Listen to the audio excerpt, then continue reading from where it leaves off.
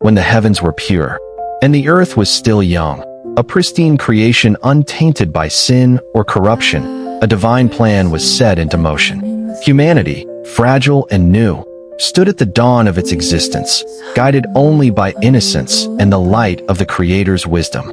To aid humanity in its journey, a group of celestial beings, the Watchers, was appointed. These angels, charged with divine authority, were sent to the earth with a sacred purpose, to watch over mankind, to uplift them with wisdom, and to guide them toward righteousness. They were meant to be guardians, protectors, and teachers. But what began as a mission of light and purity soon unraveled into something darker, an unthinkable betrayal. What was meant for good became mankind's greatest corruption. The fall begins. The Watchers did not just watch. They descended, like blazing stars tearing through the night sky. Their arrival was both magnificent and ominous. They fell from the heavens, one by one, their luminous forms illuminating the mountains of the earth. 200 angels, led by their mighty chiefs, Samiaza, Azazel, and others of renown, assembled under the veil of night.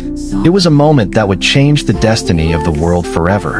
Under the shimmering canopy of stars, these celestial beings made a dark and binding oath. They swore to one another, a pact never to turn back, never to abandon their desires, no matter the consequences. And in that moment, heaven's order was broken. What was once pure became stained, a forbidden desire. As they walked among men, the Watchers' eyes fell upon the daughters of humanity. Beauty, raw and untouched, captivated their immortal senses.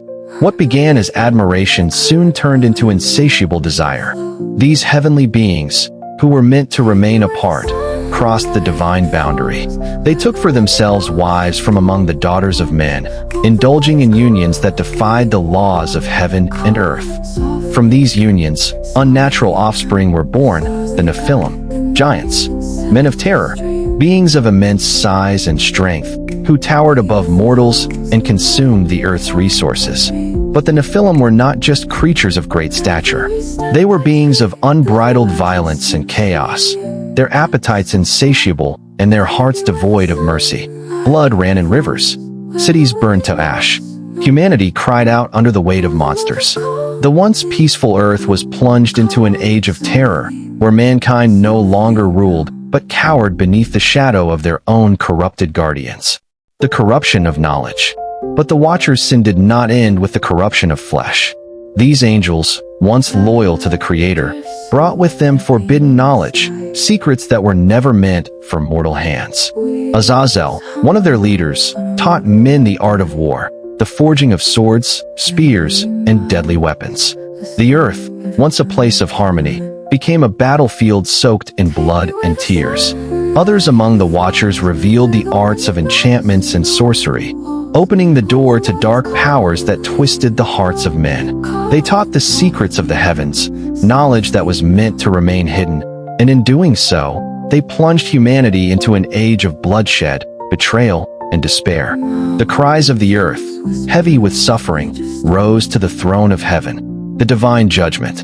The Most High looked down and saw the world poisoned. The harmony of creation had been shattered. Humanity, once innocent, now teetered on the brink of destruction. The corruption of the Watchers and their offspring could no longer be allowed to continue. Then came the decree. The Watchers must fall. The great archangels, Michael, Raphael, Gabriel, and Uriel, were dispatched to cleanse the earth of its corruption. Thunder shook the heavens. Fire lit up the skies. Chains of divine fire were prepared, forged to bind the celestial rebels. One by one, the Watchers were captured. Their cries echoed across the mountains as they were bound hand and foot, powerless against the wrath of the Almighty. They were cast into the abyss, into pits of eternal darkness, a prison from which they would never escape, their punishment sealed for all eternity.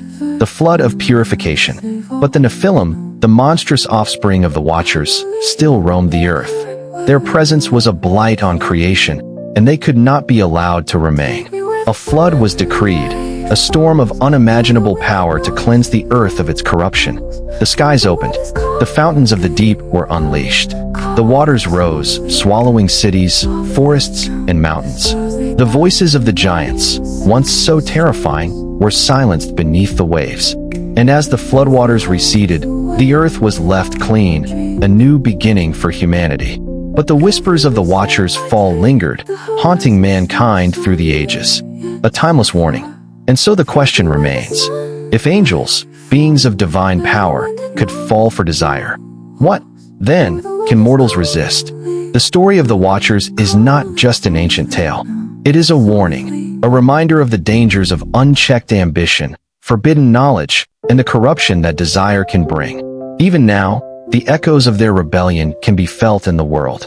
The scars they left behind serve as a testament to the consequences of defying the divine order. The Watchers fell, but their story remains.